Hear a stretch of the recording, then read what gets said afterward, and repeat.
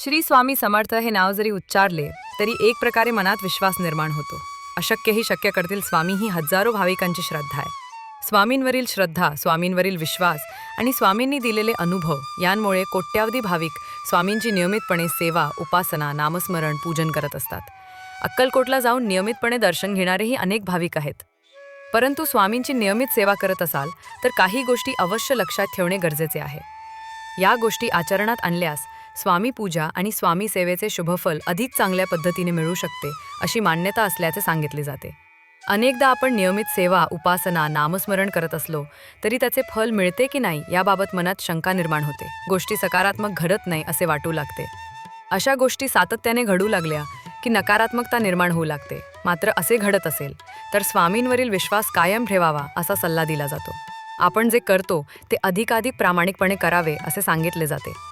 तसेच आपल्याकडून काही चूक होत नाही याबाबत चिंतन करून स्वामी सेवा सुरू ठेवावी असे म्हटले जाते. नेमके काय करावे? स्वामी सेवा करत असाल तर तुमच्या पद्धतीने ती सुरू ठेवावी. स्वामी सेवा सुरू करायची असेल तर सकाळी किंवा सायंकाळी एक वेळ ठरवून घ्यावी. धावपळीमुळे सकाळी शक्य होत नसेल तर तिन्ही सांजेला दिवे लागणीची वेळ ठरवावी आणि त्याच वेळेला दररोज नियमितपणे स्वामी सेवा करावी. एकदा वेळेचा मनात संकल्प केला की काही झाले तरी ती वेळ चुकवू नये. त्यावेळेस स्वामी समर्थांची मूर्ती किंवा फोटो समोर ठेवावा, देवासमोर दिवा लावावा, स्वामींना दिवा अर्पण करावा. त्यानंतर धूप किंवा अगरबत्ती दाखवावी. शक्य असेल तर गोडाचे काही नैवेद्य म्हणून ठेवावे. अगदी दूध किंवा साखर ठेवली तरी चालू शकेल.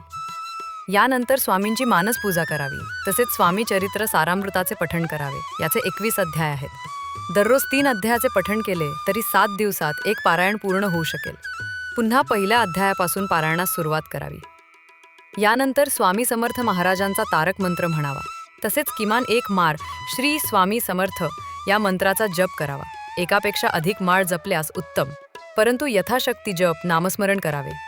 शक्य तितक्या काळापर्यंत ही सेवा सुरू ठेवावी. शक्यतो ही सेवा अखंडपणे करावी, खंड पडू नये.